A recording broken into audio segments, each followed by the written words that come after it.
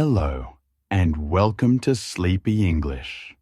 Today, we talk about a way of thinking that can change your life.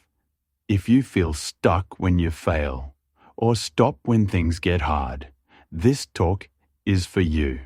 We will go slowly so you can breathe and picture each step in your own world. You do not need a perfect mood, only a tiny start you can repeat. Here is how our time will flow. First, what a mindset is and why it matters. Next, the difference between a fixed mindset and a growth mindset in simple words. After that, new self-talk that helps you keep going. Then, small daily actions that train your brain to grow. We will also prepare for mistakes and learn to use feedback without fear. Finally, a quiet day you can repeat to make this mindset real. A mindset is the lens you use to look at your life. Through one lens, you see limits. Through another, you see paths. The lens you choose changes how you act. When you see only limits, you stop early. When you see paths, you try again in a smarter way. A mindset is not magic. It is a habit of thought you can practice. Now the two lenses. A fixed mindset says, you are either good or bad at this, and failure means you are not the kind of person who can do it. A growth mindset says you can learn this, and failure means you need a new step, more time, or a better plan. With a fixed mindset, failure feels like a label. With a growth mindset, failure feels like information. Same event, different meaning, and the meaning you choose decides whether you try again. Why does this matter? Your brain learns what you repeat. Each time you try, notice, and adjust, your brain builds new paths. Each time you avoid and say, not for me, those paths stay weak. The path you walk becomes the path you trust. You do not need to be talented to begin. You need the next small step and an open mind while you practice. Language is a tool here. A tiny word can change your day. Yet, I cannot do this closes the door. I cannot do this yet keeps the door open. Use it in many lines. I do not understand this yet. My steps are not smooth yet. I cannot speak clearly yet. That small word gives your brain permission to look for a path, not a way out. Shape gentle self-talk that supports growth. Replace I failed. I am bad at this with I failed. I learned where to look. Replace I always mess up with I sometimes mess up. And I can fix one part today. Replace. I am not a math person or language person or fitness person with I am a learner. And today I will take a small step in this area. These lines are short and honest. They do not pretend things are easy.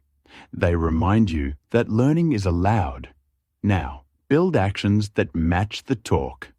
A growth mindset lives in what you do, not only what you say. Choose a tiny stretch task each day, something just outside comfort, but not into panic. If reading is easy, speak 2 lines out loud. If walking is easy, add 1 set of gentle squats. If writing is scary, write 3 short sentences. The stretch should feel possible, not huge. A little challenge plus a little safety is the sweet spot where growth happens. Think of your day in 3 parts and place 1 growth move in each. Morning is your anchor. When you wake, do not grab your phone. Sit up, place your feet on the floor, and take a few slow breaths. Drink water. Read your 1-line purpose for the week. I am practicing growth by taking 1 small step each day. Then take a 2-minute start on your most important skill. open the file and type one true line. Open the book and read one page. Put on shoes and step outside. 2 minutes is enough to break the wall. Often, you will continue. If you stop, you still kept your promise. Midday is for a clean focus block. Choose one task that matters. Close extra tabs. Place your phone in another room. Set a gentle timer for 20 minutes. Work until it rings. Stand up, breathe slowly, and sip water. If you have time, do another block later. If not, let one clean block be a win. A few honest blocks beat many hours of half work. Evening is for reflection and rest. Write 3 short lines. What went well, what was hard, what I will try next time. Keep it simple. Spoke 2 lines. Felt nervous. Will write notes before I speak tomorrow. Set out the first tiny step for the morning and place the tool where your hands will meet it. Dim the lights. Keep your phone out of the bedroom. Sleep is part of the plan. A rested brain learns faster. Feedback is fuel for growth, but feedback can feel sharp. Use a calm method that keeps your heart safe. After you try something, ask 3 kind questions. What did I do well? Where did I struggle? What is one change I will test next time? Write short answers. Do not judge your worth. Only guide your next step. Over time, these notes become a map of how you learn. Mistakes will happen. Prepare a reset plan. When you miss a practice, use a soft rule. Never miss twice. If you break a streak, begin again tomorrow. If you feel shame, speak one line out loud. I am early in the process. Fix one small thing. Set the timer. Clear the desk. Place the book on the pillow. Do not punish yourself with huge plans. Make it small. Make it real. Your space can train your mindset without effort. Clear one small area of your desk. Put your notebook in the center and keep a pen there. Put your water bottle where you can see it. Let daylight touch your eyes in the morning if possible. Sit with your back supported and your feet on the floor. A quiet setup lowers friction. Low friction means more starts. More starts mean more growth. Your circle matters.